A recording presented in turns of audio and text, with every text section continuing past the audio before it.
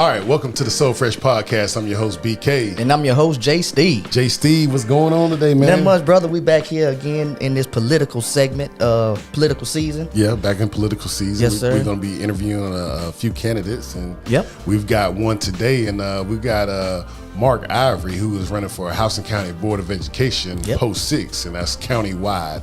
And so we're going to get Mark to come on here and talk about a few things as far as why he's running, his passion for education, and also some other things that he has going on in the community. And so, and you know, his name is Mark Ivory, but I only go by one. I just call him Coach. Coach. You know, so if you know Coach Ivory, then you go way back. Yeah. So let's give it up for Mark Ivory. Thank you for joining us, sir. All right.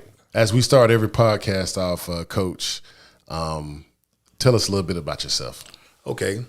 Obviously, you know my name is Mark Ivory. Yeah. I've been coaching a while, but before I coached, I was in the military. I was in the United States Army. So ended up getting burned. 39% of my body, I was in a bad accident on Lake Joy Road in 1989.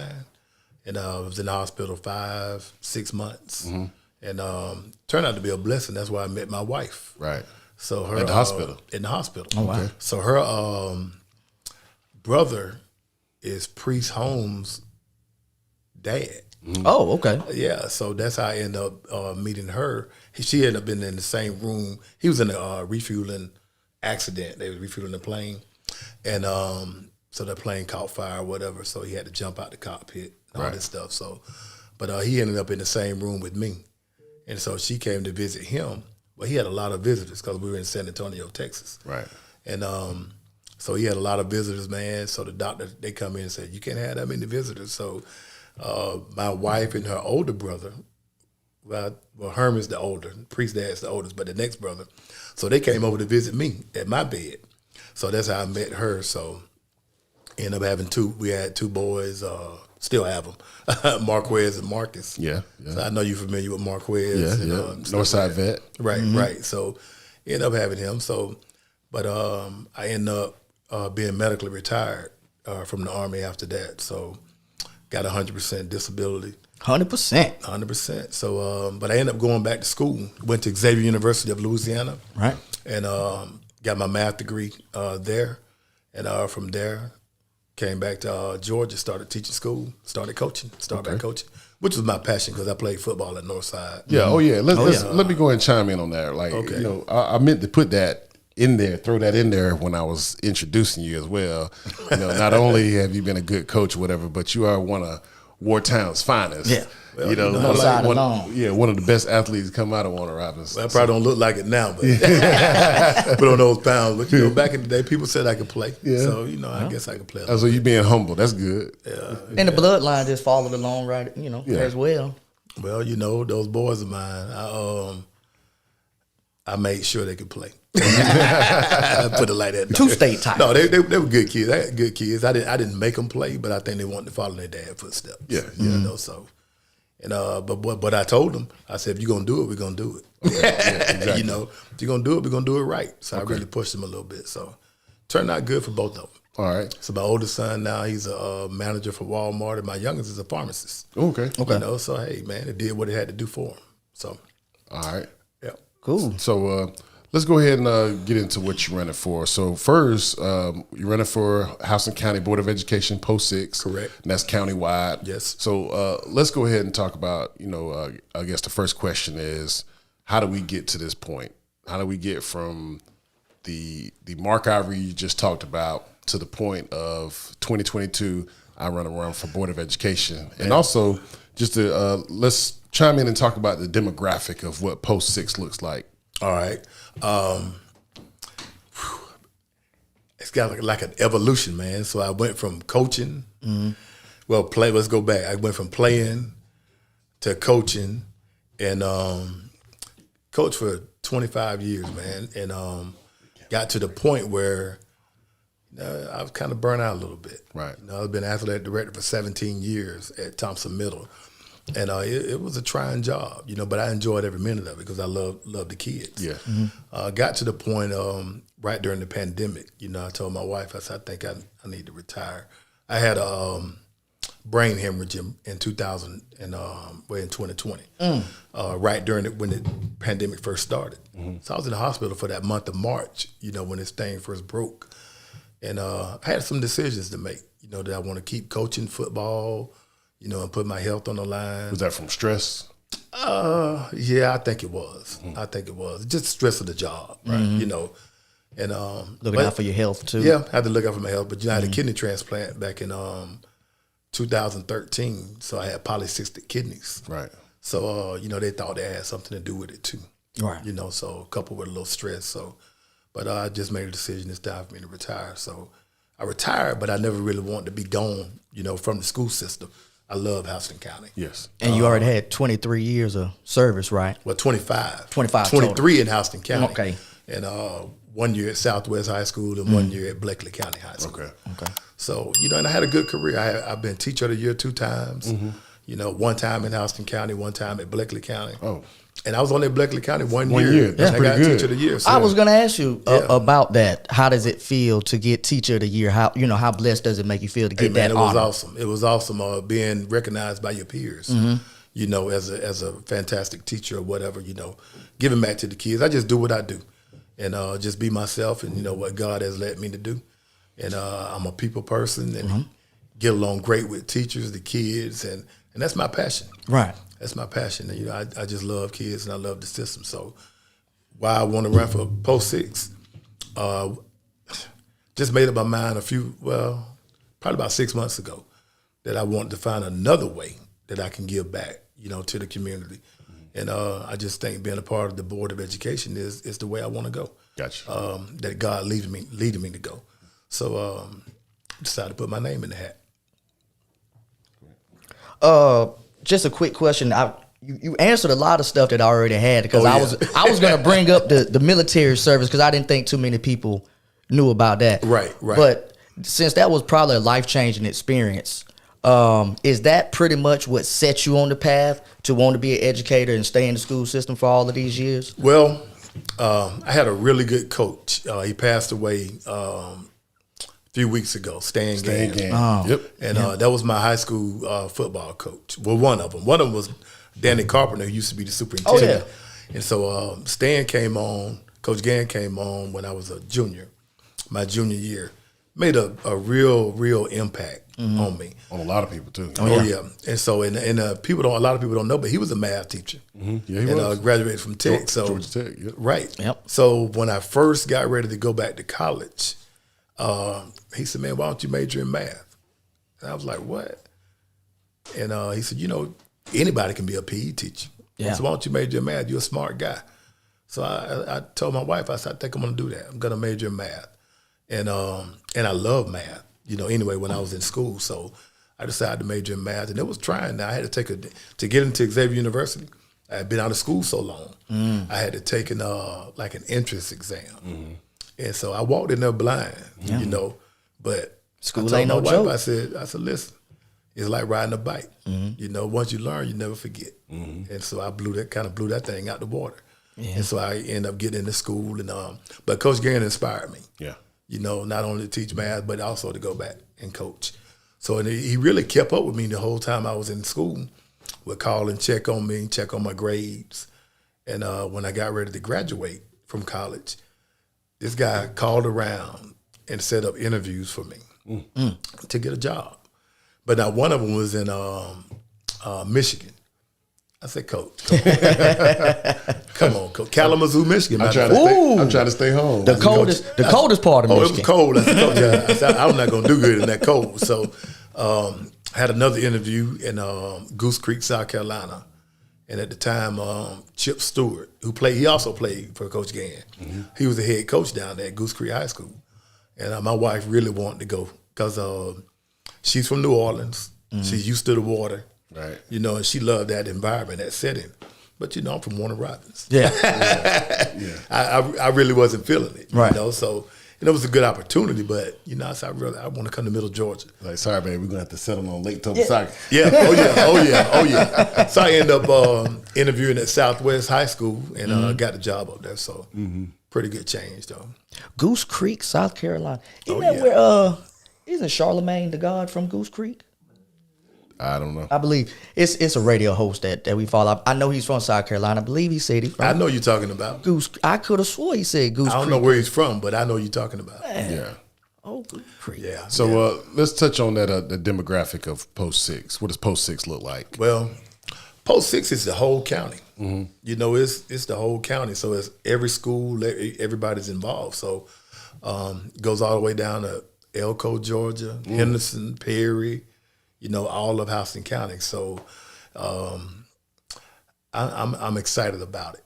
I'm excited about it to represent the whole county. I know a lot of people think I just want to represent the blue, you know, Northside High School. Yeah. But in all actuality, I taught at a lot of schools across the county. I taught at Perry High School for 3 years, taught math there, taught Algebra 2, geometry, trig, pre-algebra. You know, I taught there, also coached. I was the offensive coordinator at Perry for those 3 years. So really had a good time, you know, in Perry. Really didn't want to leave Perry, but, you know, some changes happened. And so we had to move on. Aren't you doing tutoring now? Sometimes do you do tutoring? Oh, in my program, Right. Yeah, Right. right. We offer tutoring. And we was going to get to that. Okay. You know, towards the end or whatnot. I just was thinking about math growing up because I was always great in other subjects, but math I could do it, but I didn't like to do it.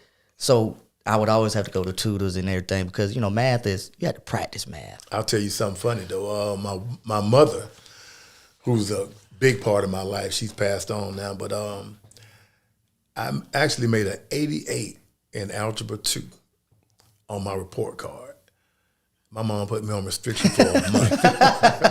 For a whole month. I would have got a new car. I had a car. I had a car. Took my keys, put me on restriction. Because, I mean, she told me, she said, you know, well, when she was going to school, you know, they picked cotton and they did a lot of sharecropping. And they couldn't go to school every day. They went to school when the weather was bad. When the weather was good, they farmed. You know, just how it was. And she said, you have the opportunity to go to school every day, every single day. You need to make A's. Because I was capable, you know, of making A's. And she didn't have that opportunity. Right. You know, she ended up dropping out of school, I think, in the 9th grade. Right. You know, but she said, you go to school every day. And then she put this to me. She said, have the lights ever been cut off in the house?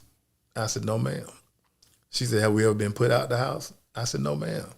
She said, well, don't I give you a effort? I said, yes, ma'am. That's it There right you there. go. So look, I had no choice. Yeah. You know, I said, I got to do better. You know, so from that point on, man, I worked my butt off in school.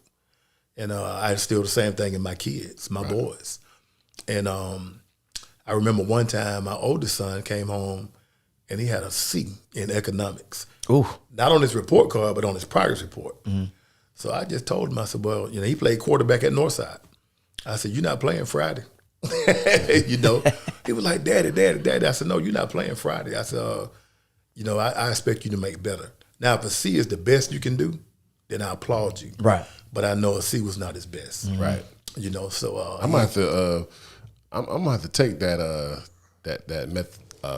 method that you used, that you know that your mom gave you as far as what you know that AF. I gave you a effort, and you know I'm gonna have to jack that. oh yeah. I tell my kids, I told my boys the same thing. You know, so I passed it on to them. Right. You know, but they received it well. You know, they thought it was a little hard at times, but that's okay because I'm the dad. Right. You can take that away in so many different areas too, though. That just saying, "Am I not giving you a effort?" You know, you can apply that in life, business, work, school. It doesn't matter. That's a very profound statement right there. Your mother, said back then. Good lady. Oh yeah, I believe that. Yeah. And so, what really brought you back to this area to want to stay home? I know you had many opportunities to go teach or be in the school system and other places, but what is it about Warner Robins itself that made you want to be here? Well, I'll tell you the first thing that brought me home, my mom got sick. And we were in New Orleans, my wife and I. We were living in New Orleans, and my mom got sick. So she was in the hospital, and she had cancer. And I wanted to be home, you know, with my mom. Right. So, you know, I told my wife, I said, we moving back home. You know, I got to go home. and spent some time with my mom. So lo and behold, I came home in 1996. I came back to Warner Robins. And, I remember when you kind of showed up. Yeah. So I came back home, and but my mom ended up passing away. But I ended up staying there. This is home. Right. This is home. Yeah. And New Orleans was great. Had a great time. Learned a lot, met a lot of people. But ain't no place like home. Right. So I wanted to come back home and be able to give back, to the people in my community. I understand that. Being away is something. I mean, like when I was stationed out where I was, I always just wanted to come back to Georgia, no matter where I was. Oh yeah. Oh man, you saw this place, Stephen. You saw that place. I'm from Warner Robins, man. I don't really care about these Euro countries and stuff like that, or living in Texas or California. Nah, I'm good on that. Yeah, that's cool. All right, so let's go with a scenario. So, we're gonna put it in the atmosphere that you're gonna win. So I'm putting it out there. You get that pretty much. You get that seat. You get that position. What are some changes that you're looking to make? Are you looking to make any changes or implement some of your philosophies? Well, I'll tell you this: being a part of the board, I try not to use the words I, me, team, or my. Right. And I played ball all my life. It's a team. And that's the way I look at the board. They have 6 or 7 members on the board, and I think 7. So, I just, being a part of that team and making decisions as a team, the old thing we say is teamwork make the dream work. Yes, sir. And so I really want to be, part of the team and be a part of the decision-making process, with them.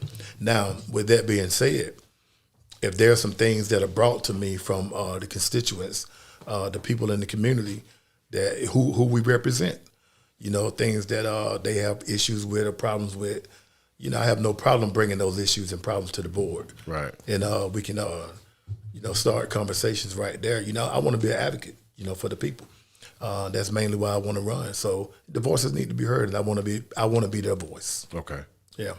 So one more question about just that position. So post 6. Now, I know a couple of those positions are 4-year terms, and then some are 2-year terms, right? Right. So with the post 6, is that a 4-year or 2-year term? My term? understanding, I think it's a 4-year term. 4-year term? Right. I think it's a 4-year term. Gotcha, yeah. okay. Mm-hmm. So that's in that large position post 6 is, and post 7 is also in that large position. So, so both of those are for the county. The other ones are just for the district that they live in. So, okay. Yeah. Gotcha. So we're going to go back to what you're running for, the politics and everything. But let's go back to, you got something else going on, you and your wife. Oh, yeah. Let's talk about that. So it's a nonprofit, it's an outreach program, correct? Oh, yeah. Nonprofit organization called the Warner Robins Learning Center of Georgia, Incorporated. So we are incorporated. Man, it's an incredible program. I just tell you, God put that in my spirit. So we actually started this program before I retired. We started offering free tutoring, math tutoring and science down here at the Curtis Center.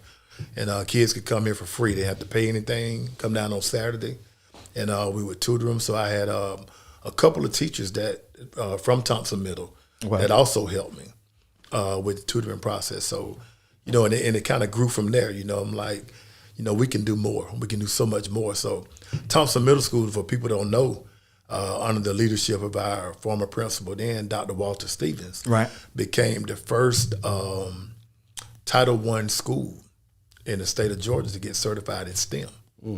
So they were the first. I didn't know that about Thompson. Oh yeah, it was a big issue and a big deal, not an issue. But and I felt like I want to bring that to the community. Yeah. So many of our kids are not privy to that type of deal, So we deal in a lot of robotics, engineering, design, mobile apps, make mobile apps. So we do a lot of stuff like that. So I really want to bring that to the kids, in this community. Yeah. So we started out trying to reach out to the whole county, but you can't do it. Yeah. We have our location don't allow us to do it, and then transportation. So at this point right now, we only have one bus, to pick up kids. So when kids get out at middle school, get out about 2:30. Yeah. And you can go around and pick up those kids. But then you have to drop them off at the center, here at the center. And then you have to go back out and try to pick up the elementary kids. They get out at 3:30. Yeah. But the problem is they want all the kids gone by 4 o'clock. So how can you go to all of the elementary schools? You can't do it. And they don't even have time to learn anything. No, you can't do it. Because by the time we get back here, time for the parents to come. Thompson is a good school. And excuse me, I was the first AD athletic director at that school. Right. For 17 years. 17 the first years. 17 years they were open. So and then last year I retired. But I never thought Thompson was a bad school. And you got to look at the kids have to get up every morning. They got to get on the bus and they got to come all the way out to Thompson. Where you have the kids that live out here. I mean, they get to sleep in a little more, get a little more rest. You know what I'm saying? So the transportation piece, in that, that'll make some kids a little uneasy sometimes, And to be honest, I thought it was really hard for kids that live over, in the North Side area and have to come out to Thompson. And there's some houses out here that you can probably put 5 families in. Yeah. There's some nice homes. But a kid have to come out there and see that every day. And then they have to get back on the bus and go back home. Yeah, come all the way back. To their environment. So I think as a staff at Thompson, we did a really good job, making that thing mesh. How were they able to set up that, how did they do that zoning? How were they able to do that? Because I know at one point a friend of mine, her daughter was going to Parkwood Elementary, and then the next year she had to go to Thompson Middle School. Right.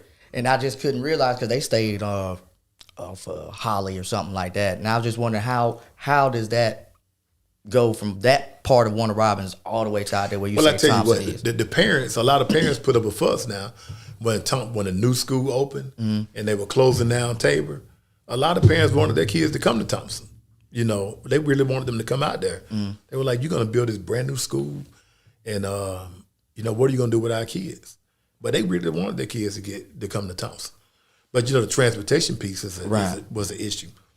And I coach football, so and just dealing with all the sports. So here's the problem we had: the kids play, but then you got to get them back home. And a lot of parents didn't have transportation. Right. So our county was eventually got to the point where they started letting us use a bus. We started keeping buses at the school. So then we can take those kids home after practice. Oh, okay. Okay. So that's how we were able to keep the kids, playing sports and stuff like that. So, Yeah. That's cool. And not just sports, but like other things like band and all that stuff. So that's why I've always noticed there was a bus. There's always been a bus out in that parking lot. Whenever you ride down that street, you see it. But now all of the schools have them. Right. All but the I'm saying middle schools when have it them. first had opened up, I was like, oh, they got a We had to transport transportation. kids. Okay, and Right. that's the reason why. Exactly. And I always just had that question because I always thought it was it was inconvenient for a lot of families at first. And we did the best we could. I told my coaches, I said, listen, when we get out of practice, we got to drive these kids home. And so we set up like a drop-off point for the parents to pick them up. And we used the old Tabor. Okay. So we would drop off at Tabor, but we wouldn't leave them until the parents, picked them up. So we wouldn't take them there and let them go walk, so the parents pick them up from there. But it was pretty good. But we got to the point where we had to stop. We had to stop, doing that. So we get over there and some parents wouldn't show up to pick up their kid, Right. So that became an issue. And I know they're doing I guess another rezoning that's going to be another issue because so they're closing down Lindsay, Right. Oh yeah. and that's going to affect a lot of people as well because they 2 schools to choose from, either you go on the West Side or Parkwood. I think there's West Side, Parkwood, and North Side Elementary. Wow, that's way Yeah, I think they're gonna bust those kids. okay. And see, Those when places. I was part of that group when Northside, I was still in elementary when Northside Elementary first opened. Right. Versus I was closer to Northside Elementary, but I still kept going to Parkwood. And I missed it by like a street. Oh yeah, Like the the street cut These off zones right there. crazy. These zones And crazy. it's like, so a couple of people who lived by me went to Northside Elementary, but everybody who lived over on my side of the street went to Parkwood still.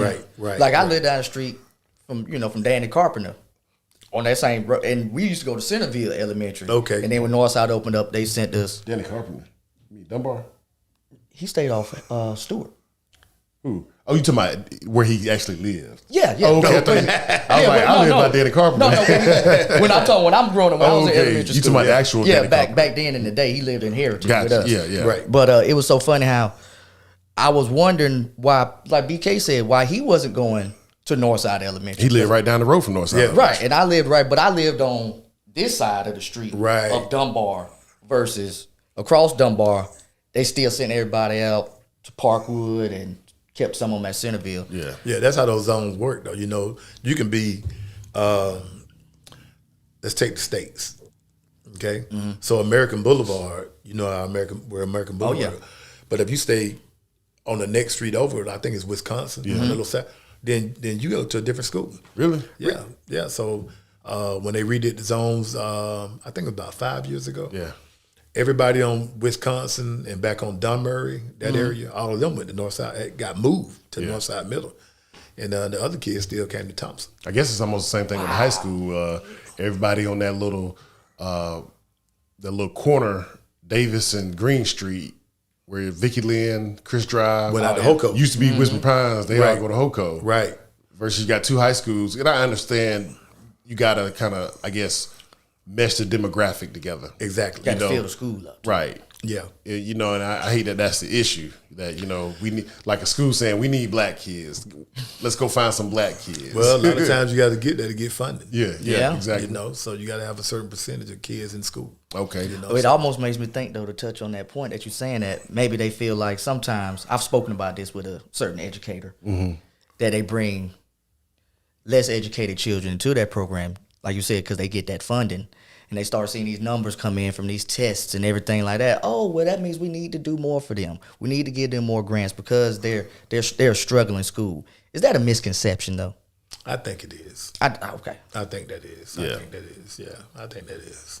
Especially because I don't really think that a certain area defines miseducation. Right. Oh, yeah. Right. But see, people But I know that's the stereotype. I mean, that might be a stereotype, but I look at, you know, I went to West Side Elementary. Right. You know, and a lot of my friends went to West Side Elementary, but we were really good students. You know, so just because you live in that area, don't mean that you a less educated person. Oh, yeah. You know, I know some kids that go to other schools and lived in other zones, but when we all got together, you know, when those two groups came together at Northside, and I mean, we were shining. Yeah. So you went West Side. So you really original. Oh, yeah. Miss Sibley still there then? Who? Miss Sibley. I don't remember Miss Sibley.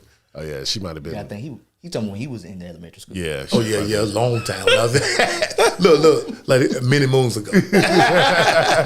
Many moons ago. All right, so back to that. Back to your post 6 and running for that. I know I kind of asked you a similar question, but what is the outcome you're looking for? What is your number one goal?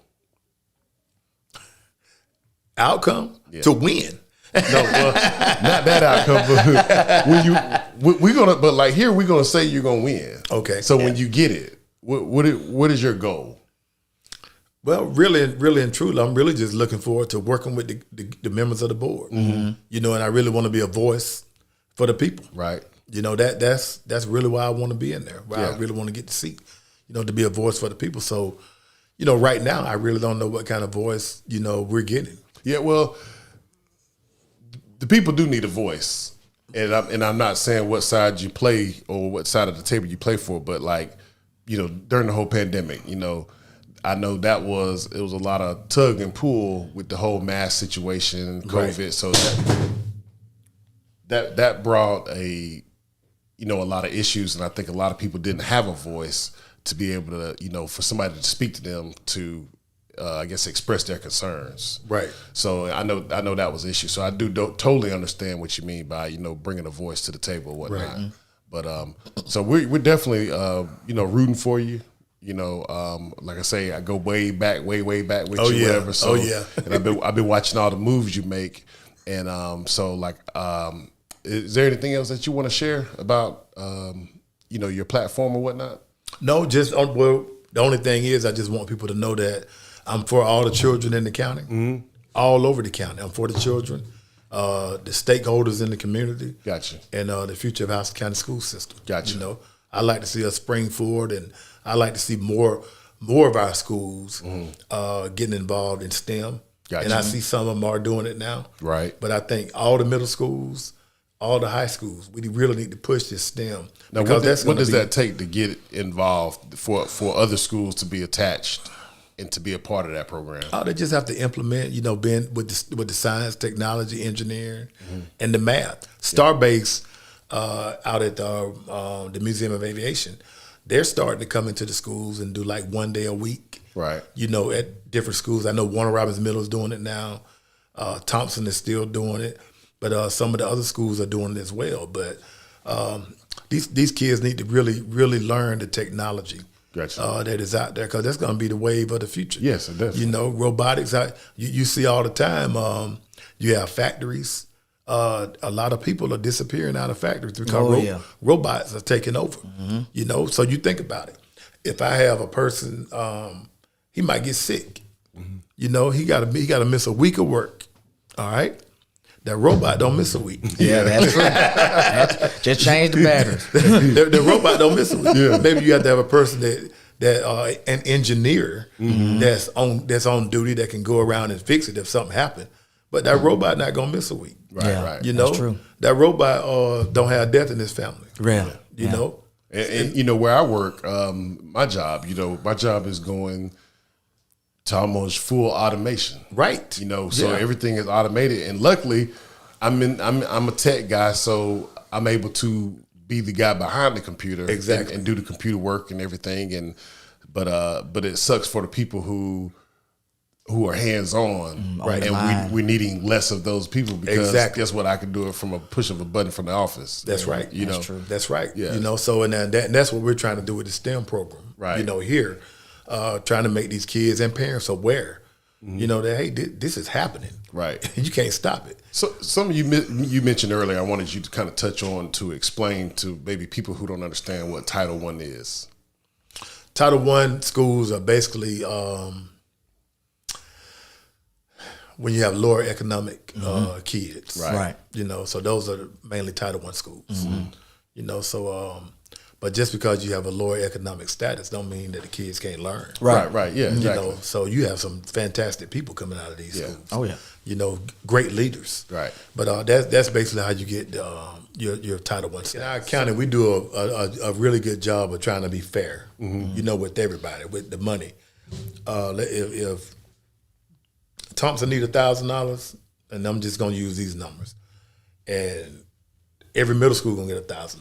Okay. You know, so I think they really try to be fair, you know, with everybody. Right. You know, so I don't know how much the census actually play into that, but I know our county does a real good job of trying to make sure everybody have an equal playing field. Okay. You know, when it comes to money and stuff like that, and the buildings, and you know, having a good place for the kids, you know, to come learn and stuff like that. So you see, we have all these new gyms. Oh yeah. You know, around. So you notice Warner Robins and Northside and Perry. They got gyms first, Right. You know, so they're building a gym at Hoco right now. They about almost they moving fast on that. Yeah, they moving fast. Yeah. So you know, and I think they did something at Veterans, because Veterans already had a state of the art. Right, state of the art. gym. Veterans don't need nothing. But they did. They got some money to build like a multi-purpose, you know, building or something like that. So, Gotcha. But we try to make everybody be on an equal playing field. So Yeah. It's kind of like Title IX, and you know, in sports, you can't do one thing for the boys and then don't do it for the girls program. So you got to kind of be, you know, equal with that. I remember when they were building it in Perry, because they cleaned up that whole area down there in Perry. Oh, yeah. I mean, because you know, it used to become somewhat an area people kind of scared to walk around. Around it. And then when they cut out that path and expanded all that stuff, Right. Now it's like the most popular. Good. Yeah, well, it looks real Looks good. It looks good. They all look good. A quick question I wanted to touch back on again about the STEM program. Also, are y'all also implementing a financial type of educational plan when y'all do some of that program? Right. So what we had a young lady. She lives in Washington D.C. and she also went to Hoco. So she came on and she taught. with our kids about finances. And so we talked about the thing about, and this is real crazy. I went home and told my wife about it. So we talked about someone that goes by Starbucks every single day. And we have a lot of them. People go by Starbucks, they get in line, they buy that $7, $6-7 cup of coffee or whatever they get every day. Every day. And so she said, well, what about if you take that money and you invest that money? You know, what could that money do for you? So she ended up sending us her along with this young lady named Jackie Rockamore. They sent us I think 30 or 35 books. Okay. And the name of the book is How Money Works. Right. So we passed it out to our kids. So we're going to do a whole little session with how money works, you know, and make them understand the finances. Right. You know, and stuff like that. So, and when I taught at Houston County High one year, I actually piloted a program called Math Money Management, a course, Math Money Management, where we taught kids how to do taxes, Right. you know, and different things like that. We actually played the game, the stock market game. Oh, yeah. You know, so you looking at the real stock market, but we're using virtual money. Right. Which it's funny you mentioned that I'm big into stocks, and so I am too. Big investor. So the platform I use is called Thinkorswim, TD Ameritrade. Okay. And before you start actually trading real money, they have this section where you can flip it and trade with paper money. Right. You start off with $300K. Right. But it's paper money. Right. But you get to trade in real time. Real time, exactly. So you know you might lose some money, but at least you know It's not real money. It's not real money, but you're learning. You're supposed to be learning your mistakes. Well, it's kind of like the program was. Yeah, and so that's a good idea, and I think that is something especially with stocks, we should all be moving forward. I had this idea one time. We talked about it early on one of our early podcasts, which I know some of the kids will probably hate this idea now, being that I've already graduated. But I felt, you know, that there should be like another 2 years added. You know, like you do your 12 years, but before you go to college, I think there should be that 1 to 2 years of some type of trade or vocational, but like learning about finance. And I mean, because of course you can go to college and specifically take those classes, but I mean, just some real life experiences, because what we're noticing is a lot of conversation going around that's what lacks in the school system is real life experiences. You know, you're learning about history, you're learning about stuff a long time ago, whatever, but I think the world is changing where, like you say, we're in this tech world. We should be focusing more on STEM. Right. Should be focusing more on finances and digital stocks currency. As far as, digital currency. So you say another 2 years, but I say why not implement that in their high school? Well, reason why I say another 2 years, because I know it's not there now, but I would love to see it in high school now, because like an elective. Well, and that's what I said. They're adding all these electives now. I remember we only had like five periods. They got like 7 or 8 periods. I was like, how long school lasts now? So, I know. But I really think I did this program through my job in Atlanta. It was Junior Achievement, where we took the kids to the Congress Center, and they had all these little buildings, these mock businesses like McDonald's, Bank of America, Walmart, et cetera, et cetera. Right. And then what the kids would do is you gave them like a little checkbook, and then this was their job. And then their job was to go around, like shop and get all the necessities that they need for living and for work. And then you would teach them how to write out a check, and you would teach them how to use a debit card and how to balance their money. That's awesome. Yeah, and it was great. I mean, I left there empowered, and I was one of the assistants. And so, and I was like, this is what really needs to be in school. Yeah, like, seriously. Really and truly. I think that's missing too. Yeah. In our school system. So I remember back in the day when I went to school, we had personal finance. Yeah. And they taught a lot of that stuff. Yeah. And I didn't take personal finance. You know, I wish I would have. So I'll tell you a little story real quick. I didn't take personal finance. I ended up going to the military. You know, this kind of embarrassing on my part, but hey, it is what it is. Yeah. It's what a lot of kids face. So I got my first checking account when I was in the Army. Okay, that was my very first one. They gave me all these checks. I said, they gave me a lot of checks. I figured I got checks. I got money, you know. And, man, I wrote so many checks. I was out buying up stuff. Hey, Coach, don't feel bad. I was just writing checks because I didn't know any better. A lot of people don't. Man, about 2 weeks later, the guy from the bank was up there talking to my commander, and they called me in. I had bounced checks. Yeah. And I sincerely told them, I said, listen, what do you mean? I still got checks. so they put me in a finance class. Yeah. Right. And I had to pay that money back. Yeah. And I just didn't know.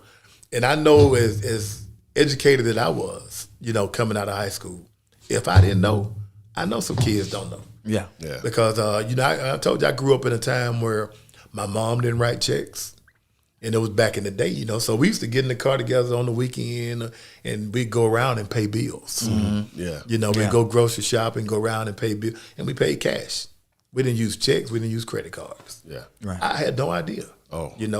But I learned. I understand. My freshman year my freshman year of college. Oh. That's when I first got my checkbook. I had a checking account, but I didn't have no checkbooks. Didn't need no checks when I was in high school. Yeah. Nah. I got to college though.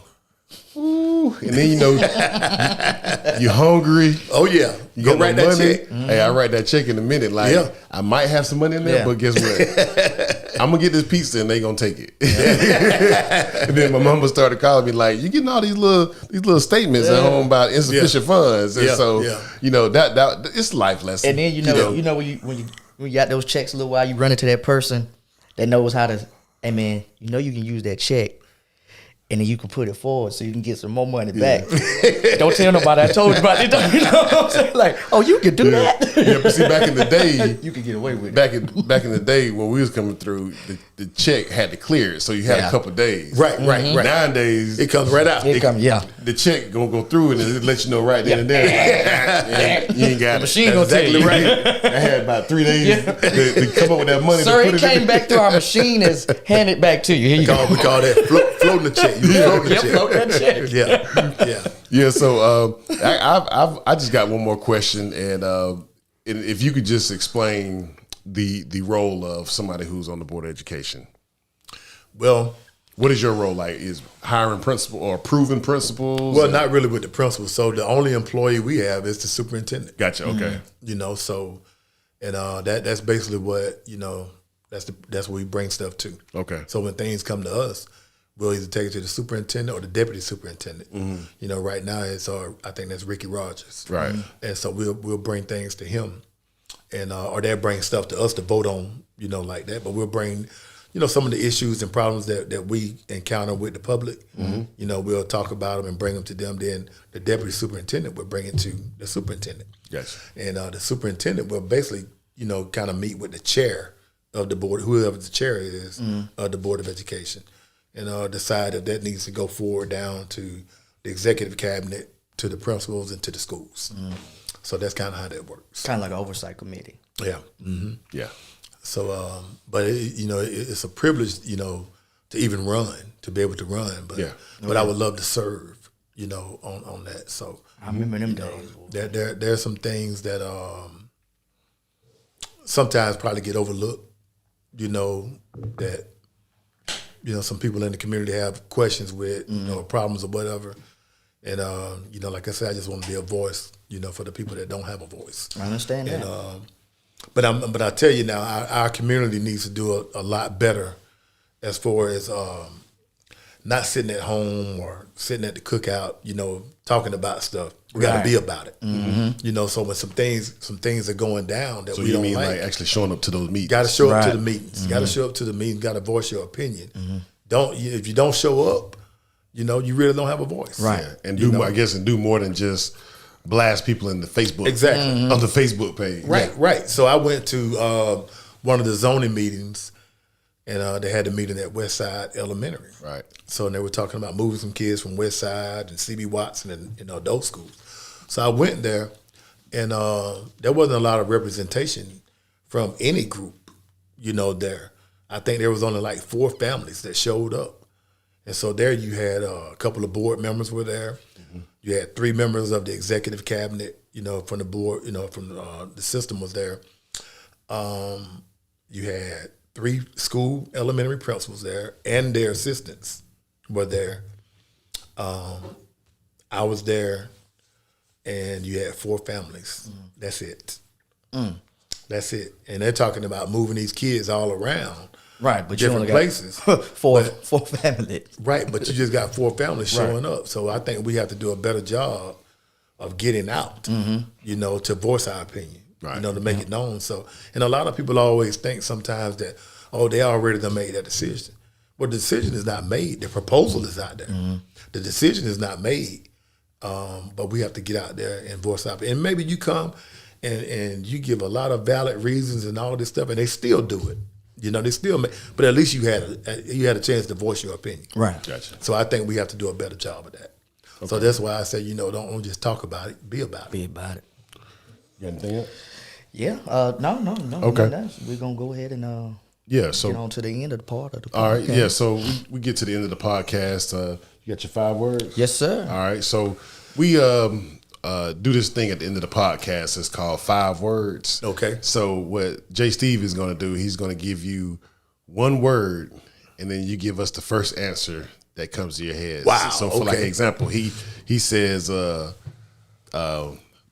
hope this ain't one of your words, because every time I give an example, I take one of your one of my words. So, hey, so I'm gonna say a school that's not what I think you got. Okay. Southwest, and then you say love or whatever football. word comes to your mind. Okay. Yeah.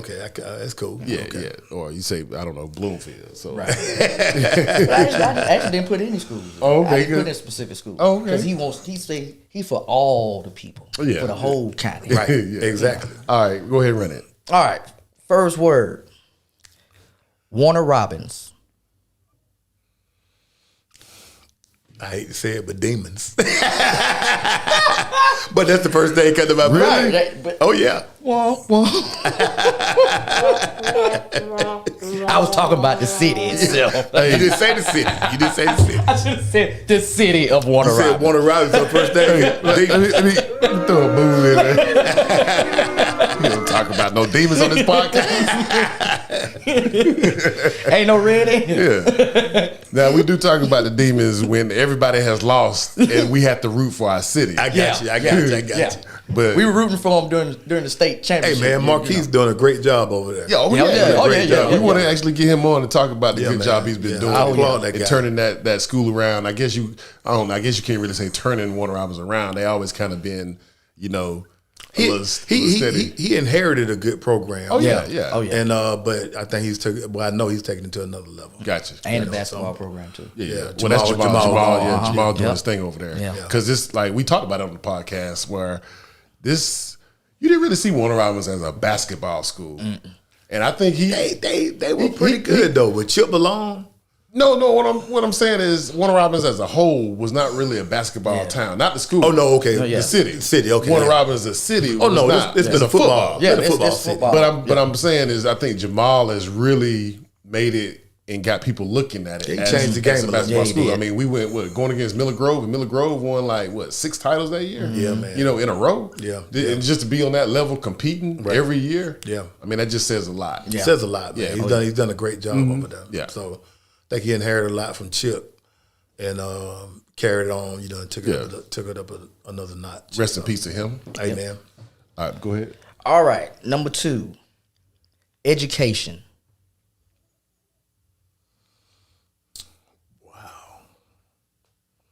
That's a great word. All we need is one. I'll just say STEM. Okay. Teamwork.